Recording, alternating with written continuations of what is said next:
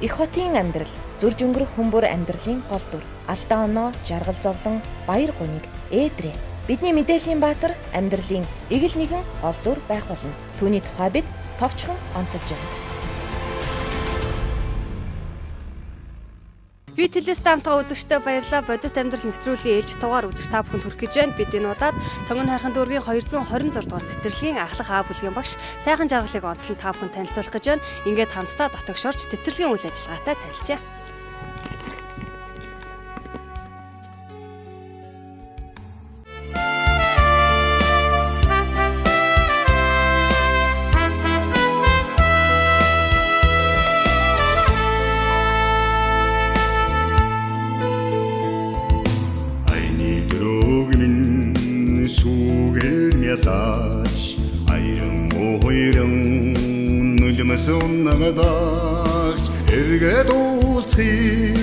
За тэгэхээр манай вид телевизийн бодит амьдрал гэдэг нэвтрүүлэг сэтгүүлчтэй одоо бах хугацаа өнгөрч байгаа. Энэ удаагийн дугаараар бас өөрөө ч онцлог орцуулаад цэцэрлэгийн багш энэ бас өнөөдрийн амьдрал бодит амьдрал юу ямар байдгийг тэр талаараас үзэгчтэй хүрэхээр бас үргэлжлэл ямар ч зүйл өөрийнхөө маань хэлээ авсан баярлалаа. За баярлалаа.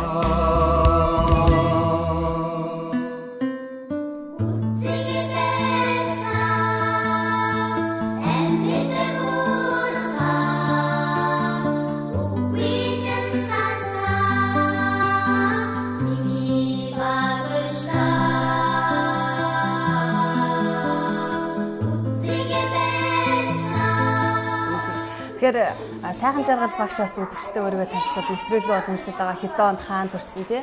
Яг үндсэн мэрэгжил нь яг ямар нэгжлээ. За сайн бацгаана уу? Энэ өдрийн мэндийг хүргэе. За намайг Ганбатын сайхан жаргал гэдэг Сэлэн аймгийн Орхон туулсан 1995 онд төрсэн байгаа. Тэгээ сая 2017 оны 6 сарын 14-ний өдөр сургуулаа төгсөөд тэгээд энэ одоо ажлынхаа анхны гарааг энэ одоо 2017 оны 8 сарын 24-ээс эхлээд 226 дугаар цэцэрлэг дээр эхэлсэн байгаа. Тэгээд ерөнхийдөө бол сургуулаа саяхан төгссөн залуу боловсон хүчин гэж хэлж болно.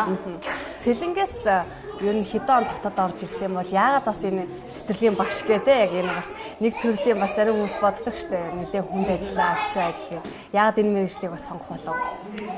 За би 2013 оны намраас эхэлж Сэлэнгийн Орхон туулаас гарсан байгаа. Яг оюутан болсон цагаас нутгаасаа гарсан гэсэн үг.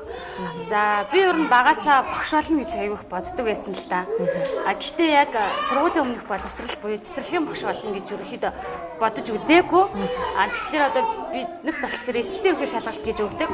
Тэрнээсээ шалтгаалаад яг одоо түүнээсээ болоод энэ мэргэжлийг сонгосон. Багш болно гэж боддог байсан хэдий яг цэцэрлэгийн багш болно гэж бодоагүй. Тэгээд яг сурсан сурахад анх яг 1-р курст орохоос эхлээд маш сонирхолтой гэгээлэг санагдсан. Тэгээд энэ мэргэжлийг сонгоод ингээд судлаад төгссөн байна. Цэцэрлэгийн багш болох гээд одоо 4 жил одоо бэлтгэгддэг шүү дээ тийм. Энэ хугацаанд ер нь яг одоо өөрсдөд нь одоо багш болоход юу голчлон зааж өөрсдийн бэлтгэн бол. За манайх бол харьцангуй маш олон төрлийн хичээл ордог. Ер нь би тэгж боддог. Монгол Улсын боловсролын сургууль салбар дондоо сургуулийн өмнөх боловсролын салбар нь бол маш олон төрлийн хичээл заалдаг л да. Одоо математик заах арга зүй ч юм уу тий. Одоо яг бид нар болохоор голчлын цэцэрлэгийн багш бол юу бэлддэг вэ гэхээр за хүүхдүүдийнхээ сэтгэл зүйг сайн судлал хүүхдтэй хэрхэн ажиллах вэ? Арга зүй талдаа маш их заадаг. Арга зүй тэгээ манайх практик талдаа одоо хүүхдүүдээр яг өөрөө хүн одоо жишээлбэл цэцэрлэгийн хүүхдүүд бол тийм яг тийг хүснээр те. За болоо гэхээр болчдөг хүүхдүүд ш. За энийг ингээрэй гэхээр тэгдэг хүүхдүүд ш. Тийм учраас яг дадлах хийх хугацаанд арга зүй яг яаж ажиллах вэ? Арга зүй гэдэг юм аягүй их заадаг. Ер нь 1-р курстэй бол зөвхөн онлайн мэдээлэл үзэж агаад 2-р курсээс эхлээ яг чиглэлтэй арга зүй бичдэг. Тэгээ арга зүй заан сэтгэл судлал сургууль хүмүүжүүлэх зүй гэж. Тэр сэтгэл судлал арга зүй сургууль хүмүүжүүлэх зүй гэдэг юм бол яг төрхөө орж өгдөг. Анх яг одоо энэ цэцэрлэгийн багшийн ангид ороод ер нь мэргэжилтэд дурсаа гэж ойлгож байна шүү дээ. Тийм тэгж ер нь одоо яг энэ ажлын гараагаа 226 дугаар цэцэрлэгээс эхэлсэн гэж ойлгож болох юм байна. Яг ингээд яг бодит амьдрал дээр те жихнээсээ ингээд багш болоод хүүхдүүдтэй харьцааж явахад ер нь ямар санагдсан бэ? Сургууль бас яг энэ бодит орчин хоёроос өөр юм шүү дээ. Тий, ер нь бол ихэнх хүмүүс тэгж ярьдаг шүү дээ. Онл практик хоёр зөрдөг өө гэ. Яг үүндээ бол зөрдөг. За одоо жишээл Vygotsky ч юм уу те Kominsky онол гэж байна. Одоо за хүүхэд ингээх ёстой, ингүүл энэ үед ингээх ёстой гэдэг хэдий ч яг амьдрал дээр ингээд ажил дээр гараад ирэхэд яг тэр Vygotsky, Kominsky те тэр алдартай хүмүүсийн онол хизээш батлагддаг. Хүүхдүүд өөр учраас тийм ээ. Яг тийж одоо яг тэр хүмүүсийн онлоор явна гэж бол байхгүй. Хүн яг өөрөө л түүнийг мэдэрнэ. Анх бол 226-ад намар 8 сарын 24-нд яг зүгээр ангиал анх үдээж авлаа алтан чимээ эрхлэгчдэр. За чи ингээд ахлах бүлэг авсан шүү сайн жарлаа. За ангидаа ороод иргээл ингээд нэг цэлвэсэн сайхан том анги бүлэгээд авсан. Тэгэл орж ирэл за гэл ингээд анх ингээд бүхэл юм сонир саягч байгаа байхгүй.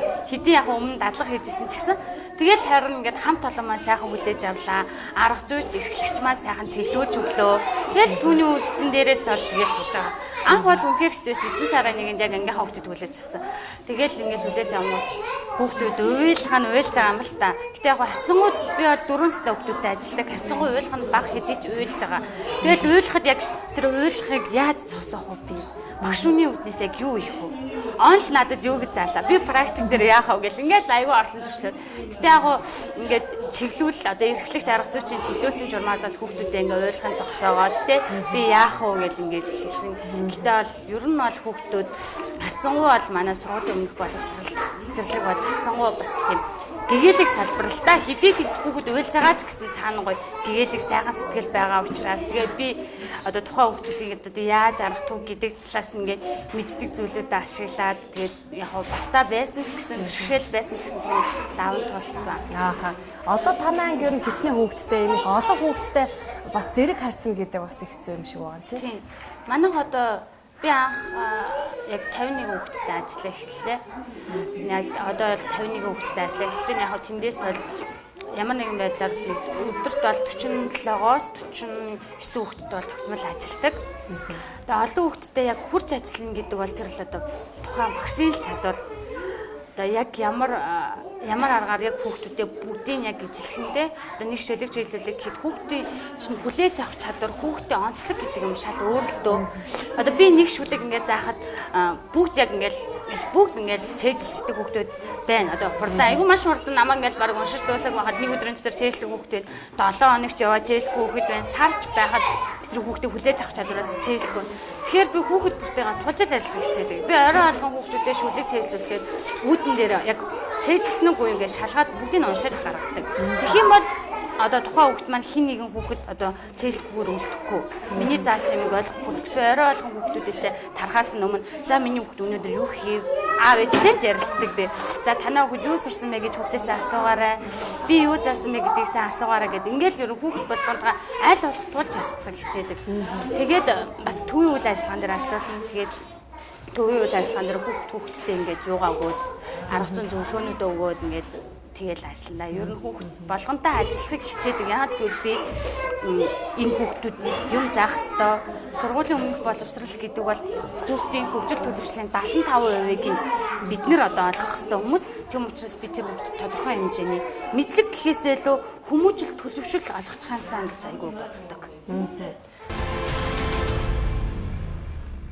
Би телест хамтгаа үзэгчтэй баярлалаа. Бодит амьдрал нэвтрүүлгийн ээлж тугаар үзэгч та бүхэнд хүргэж байна.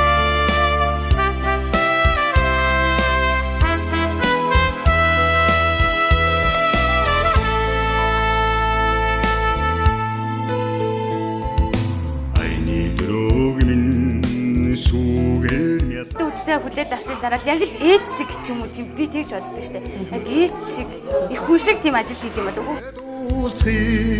Түмэн өрөөлөө авси харгүй тэмээ үдж мордосан үлцэг барсан амьд мөрхөө Даваа гараг гэхлээр ерөөсөө баг юу баасан гараг болчихж байгаа юм шиг юм өрнөө их ажилтай байдгийн болоо л гэж хараад байдаг л да. Ер нь цэцэрлэгийн багшийн нэг өдрийн ажил ер нь хэрхэн яаж өрнөд юм бол цэцэрлэгийн багшийн нэг өдрийн ажил ихэд сонирхолтой л доо бусад хүмүүсийн бодвол бид нар ширээний ард суухгүй. Тэ компьютер дээр баян ингээл мэдээ ширхтэл суухгүй айгуу гоё. Одоо та байлаа гэхэд ингээл хүмүүстэй ярилцаал ингээд бид нар бол хүүхдүүдтэйгээ ярилцсан. Бүхэл ажлыг ингээл хооронд нь ингээл холбоол тэ айгуу адавтаач байдлаар хийдэг байхгүй. Бид нар компьютер дээр суух байна.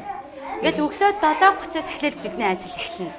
За 7:30-аас би ингээл өөрөө хүүхдүүдэд хүлээж авахд бэлдээл хүүхдүүдэд хүлээж авах. Тэгэл хүүхдүүдэд хүлээж авсны дараа яг л ээж шиг ч юм уу тийм би тэгж боддог шүү дээ. Яг ээж шиг их хүн шиг тийм ажил хийх юм бол хүүхдүүдэд хүлээж аваад амын зайлуулаад, гарын угаалгаад тэгэл хөгжүүлэх үйл ажиллагаанд бэлтэн бид нар тэгэл 9 гээл цайгийг нуулгаад аягаа ураагаал ингээл хамтдаа жижигрээ игээл аягаа ураагаад тэгэл хүүхдүүдэд үйл ажиллагаагаа орчоод буцаал төвийн үйл ажиллагаанд шилжээд дахиад үйл ажиллагаагаа ороо тэгэл 12 цаг болоод хоолны цаг эхлээд дахиад бүгдээрээ сайхан ороод аягаа тавиад ураагаал засаал хоолоо аягалаад ингээл эхэлнэ тэгэл ороод засаал тэгэл ороод засаал хүүхдүүдэд онтолчаал тэр хооронд нь ингээ бичиг цаасныхаа ажлыг амжуулна.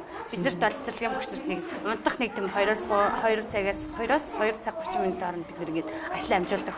Тэгээд тэрэндээ бичиг цаас амжуулна. Тэгэл хүүхдүүдэд босгоор ороо ураагаал, шкафндаа хураагаал тэгэл цайгаа угаад ингээд ерөөсөө өдрийн ажил маань яг л ээж хүний хийдэг ажил шиг л өрөндөө штэ. Ингээд барагдахгүй. Тийм барагдахгүй. Тэгэл аараасаа ундарч гарч ирээд нэг хүүхэд маань багшаа бийцсмаар хичээл орчиход багшаа бийцсмаар гээд багшаа миний харандаа алгуулчлаа гэл ингээд ажил маань их тэгээд ядаж 40 50 хүүхэдтэй ажилладаг болохоор бүгдд нь хөрөх гэсээр байтал тий цаг бас их цаадагддаг байна. Тийм ерөнхийдөө тийм бич бүр анх цагдаа багтааж чадахгүй аюу хэцүү байсан. Одоо бол харьцангуй хүмүүсийн зааж өгснөөр зөвлөгөөнүүдийн дагуу ажиллахад ер нь бол цагтаа багтдаг. Бид нар бол би бас боддоо шүү дээ хаяа. Бид нар цэргээс илүү цагийн зохион байгуулалтад ажилладаг гэж. Бид нар бүр яг цагийн зохион байгуулалт. Яг 10 гэхэд цайгаа уудсан байна хичээлдээ орно. 12 нэг гэхэд бид нар унтсан байна гэл ингээд тэр донд чи шүд угаах, гар угаах гэл энгийн дадал төвчлөө зөндөө явагдана. Хүүхдүүд шээх, бийцсах гэл те ийм.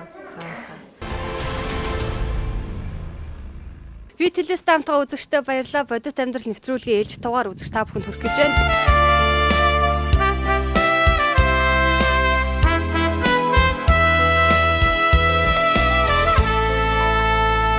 Багш гэдэг бол те хэдий дөрвөн үсгэнд багтаж гэсэн хэмжээшгүй алдар. Би бол тэгж боддог. Би анхны дадлага дээрээ гараад над багшаа гэж дуудал маш гоё таатай. Энэ мэргэжлийг эзэмшсэндээ би ямар их баярлалаа гэдгийг мэдрэмж төрчихсөн. Түмэн өрөөлөө авси харгүй димээ үдж мордосан үлцэг барсан анник Хараад тахад тэгээд анги танхимд бол янз янзын тоглоом баг шиг байна те. Ингээ галт тогооны хэсгийг бас байгуулчихсан. Энд ингээд Монгол ахуй бас те байх шиг байна. Ингээ шагаагаар тоглоулдаг. Энэ бас их юм сони юм харагдаад байна. Хүүхдүүдийг ер нь хөвчлэн ямар тоглоомоор тоглож одоо сургаж хүмүүжүүлж байгаа бол. За одоо бид нар чинь 6 суралцсан чиглэлийн өрөөнд тоглоом ерөнхийдөө бэлдэж хүүхдүүдээр тоглоулдаг. Тэгээд хүүхдүүд бол ер нь бол одоо сүүлийн үеийн онол бол хүүхэд бол тоглоомоо хөгжих ёстой гэсэн. Энэ тоглоомоо хөгждөгөө гэсэн онол байгаа даа. Тэгээд хүүхдийг ер нь тоглоомоор хөгжүүлэхийг хичээдэг би. За тэгээд энэ болохоор би одоо миний патент гэх юм уу те миний өөрийн зохиосон одоо туслах багштайгаа хамтраад зохиосон тийм тоглоом байгаа. Тэгээд сая 2017 оны 10 сарын хүүхдэд ээлтэй орчин гэдэг манайс руу цэцэрлэгээс 226 дахь цэцэрлэгийн захиргаанаас одоо зохион байгуулсан тэмцээнд төрүүлсэн юм тоглоом байгаа. За энэ ямар тоглоом бэ гэхээр 360 гэдэг театр гэдэг тоглоом. За энэ маань болохоор яг энэ нүрийн хэсэг нь бол хүүхдүүдийн одоо математикийн энгийн төсөөллийг хөгжүүлэх тийм тоглоом байгаа. За хүүхдүүдэд би ямар даалгавар өгөх вэ гэхээр за багштаа 9 цифрыг те 8 цифрийн чоожиг нь онгойлгоод доторх дүрсийг нь одоо хилээд доторх нь байгаа зүйлийг тоолоорой ийм даалгавар. Тэгмүүд хүүхэд яах вэ гэхээр энэ бол энэ чоожнууд нь ямар учиртай гэхээр энэ мэдрэхүүн хөгжлийг хүүхдийн одоо тий мэдрэхүүн хөгжлийг хөгжүүлэх тийм зорилттой хүүхэд одоо тий аливаа чоож онгойлгоод сурах, нээж хаад сурах гэсэн. Тэгээд ингэнгүүт Тийм болохоор янз бүрийн цоож хийсэн байна тий. Маш олон төрлийн чоож хийсэн байна. Тэгээд хүүхэд энд байгаа одоо жимсээ тоолох юм тий энд байгаа дүрсээ хэлэх юм зорилттой байгаа. Хүүхдүүд маань хэр сонирхолтой байх вэ? Аюу сонирхолтой шүү дээ. Багшаа энэ театраараа тоглоё гэдэг дээ шүү дээ. Тэгээд ингээ харахлаараа хүүхдүүд ингээд 10 хүртэл цифрийг мэдлчихэж байгаа. Сонирхолтой. Тэгээд хүүхэд ингээ хөгжиж байгаа. Түрүү хэлсэн шүү дээ нөгөө хүүхдээ яг нөгөө ямар хүн болох суур хүмүүжлийн 75%-ийг одоо яг цэцэрлэгт авах гэдэг. Яг өөрөө ч залуу багш одоо энэ шинэ ажил аваад удаагүй байгаа ч гэсэн хүүхдүүдтэй ажиллаад баг хагас жил болсон байна те. Энэ хугацаанд ингээ харж яхад хүүхдүүдийг юугаар илүү одоо сургаж, юугаар илүү тоглоулвал одоо хүүхдэд илүү наалтцтай байх шиг байна. Ерөнхийдөө хүүхдийг тоглоомоо хөгжүүлнэ. За тэгээ би бодохдоо ерөнхийдөө хүүхдийг яг дадал хөвшилтэй тим талдаа тоглоом хүүхэд нэг одоо нэг хүүхэд нэг ус асгачлаа гэхэд тэрийг арчдаг ч юм те энгийн дадал хөвшлийг өгөх тоглоом. Мөн би Монгол яс заншлалт тоглоомоор тоглохыг хичээдэг. Одоо манай ингээ хүүхдүүд морь уралдуулах те хүүхэд бол бас анх мэдгүй байгаа ингээд дөрөв гэрх гэж те ингээд тиймэрхүү юм мэдгүй байхад надаа манай бүгд мэддэг болсон байх жишээ нь те. Ер нь ардын уламжлалт тоглоом, цагаанаа хүлэх тоглоом те иймэрхүү тоглоомоор хөгжүүлэхийг бас хичээдэг. Оролддог. Цаашдаа залуу багш хүний хувьд те бас энэ цэцэрлэгтэй ч гэдэг юм уу ер нь одоо энэ зааж сургаж байгаа хүүхдүүдтэй юуг илүү хөргөчихэнсаа юуг бас хийж бүхтэй гэж зорж боддог бол мэдээж залуу хүн юм чи мөрөөдөл зорилго их байгаа бах тийм ээ. Тийм. Мөрөөдөл зорилго зөндөө их яг хөө бич дүнгэж одоо тийм ажлын байран дээр гараад 6 сар болж байна тийм. Надад их л бодол байна. Тэгээ юу би хүүхдүүдээ бүр тийм учиргүй мэдлэгтэй хүн болохгүй зүгээр л нэг унсан хогийг хогийн савнд хийчдэг тий асгасан усаа арчдаг тэгэл өөрөө хувцас очиод шкамдаа сайхан үлгчдэг тий зөвхөн энэ зүгээр л дадал хвшлийг хүүхдтэй бүрэн олгоод өсгөх юмсан л гэж их боддог. Тэрнээс иш хүүхэд бол мэдлэг эзэмшүүлэх биш зөвхөн дадал хвшил хүмүүжил гэдэг юм олох чамсаа гэж боддог. Цаашдынх нь бас яг ямар хүн болж төлөвшөх вэ гэдэг чинь яг одооноос эхэлж ийн гэсэн үг шүү дээ. Тэгэл амьдралын зөв хөвшилтэй хэмнэлтэй л болно гэсэн үг шүү дээ. Эмх цэгцтэй байна тийм ээ. Харин тийм. Ерөөсөө л тийм хүүхэд төлөвшөл эн чинь хувцаа үйлгэн хогийн савнд хийн улсаа хогийн савнд хийсэн хүн хизээж Монгол улсад хог байхгүй бол эн чинь л зөв хүмүүжил зөв төлөвшөл болж байгаа. Тийм л нэг би олгочаасан даа л гэж аюух боддог да. Цэцэрлэгт одоо ингээд ажиллаад баггүй хугацаа өнгөрч байна ингээд харж яхад тийм ээ. Одоо төр засгаас гэдэг юм уу энэ цэцэрлэгийг одоо жишээлбэл танаа цэцэрлэгийг илүү бүр гоё болгох шаардлагатай зүйлс юу гэдэг юм. Одоо энэ цэцэрлэгийнхаа энийг нэг юм болгочихвол хүүхдүүд маань одоо хэрэгтэй юм уу гэсэн одоо тийм бодол байдаг болов. Ер нь аль байгаа л да яг гоо манай сургуулийн өмнөх боловсролын салбар ер нь одоо цэцэрлэгийн багш нар гэдэг ингээд сургуулийн өмнөх боловсролын салбарын байгууллага бүх хүмүүс л мэднэ. Хүүхдийн ачаал гэдэг юм. Одоо баг ингийн ямар ч багшаас асуусан юу вэ гэл тань ямар их хэцүү байна гэвэл хүүхдээ ачаал хэд ачаалал гэх баг. Гэтэ яг хуу би тэрэн дээр нэг хэмзэглээд байдаггүй ч гэсэн ер нь бол одоо манай сургуулийг жил 4,000 оюутан Монгол Улсын боловсролын сургуулийн өмнөх боловсролыг жил бараг дунджаар 4,000 оюутан ч үнэтэй ингээд 4,000 оюутан хэлсээд ингээд 4,000 оюутан суралцаад тэндээс одоо 5-600 ингээд 1000 бусад хувийн сургуультай хувийн эвслийн сургууль ийм олон одоо багш нар ингээд ажиллах бид нар аяа өсөлтөх чадвар ихтэй ингээд ажилд орохын тулд аяа их хийж байгаа байхгүй. Тэгэхээр орно ингээд олон цэцэрлэгийг байгуулад хүүхдээ ачааллыг тодорхой хэмжээгээр багасгаад өгчих юм бол хүүхдүүдэд бид нэр заах юм айгүй сайн нэг бүрчлэн заана мөн бас хүмүүс ажлын байртаа олно. Тэгээд тим юмас төр засгаас дэмжүүл надад их таатай байна. Ер нь тэгж боддог би. Тэрнээс иш бол бусдаараа бол бас гайгүй шүү дээ. Манай салбар чи их гэгээлэг айгүй гоё оюунлаг тийм гоё салбар шүү дээ. Ер нь багш хүн байхын гоё сайхан аз жаргалтай одоо энэ юундаа яг байдаг юм бол яг одоо ингээ өөрсгч чинь залуу хүмүүс төгсчээд бас ажлын байран дээр гарч үзэлгүй шантардаг ч юм уу те ингээд одоо мэрэгчлээ орхих тохиолдол зөндөө байдаг штэ. Тэр хүмүүстэй гоё хандаа зоригцуулж хэлбэл юу гэж хэлдэг вэ? Багш гэдэг бол те хэдий дөрвөн үсгэнд багтагч гэсэн хэмжээшгүй алдар би бол тэгж боддог. Би анхны дадлага дээрээ гараад надад багшаа гэж дуудвал маш гоё таатай. Энэ мэргэжлийг эзэмшсэндээ би ямар баярлалаа гэдэг юм мэдрэмж төржсэн. Тийм учраас энэ энгүй их алдар бид нар бол одоо тий Монголын тий оюунлаг тэргүүний тэр ирээдүйн сэхэтнүүдийг бий болгох хүмүүс шүү дээ. Тийм учраас тэр сэхэтнүүдийг бий болгох гэж байгаа хүмүүс өөрсдөө маш мундаг байх хэрэгтэй. Та бүхэн тэр мэрэгжилтэй хайртай байгаараа ийм гэгээлэг мэрэгжлийг эзэмшсэн юм чинь тий мэрэгжилтэй хайртай байгаараа хүүхдүүдэд хөгжүүлээрэй гэж хэлмээр байна. Бид Монголдоо хайртай.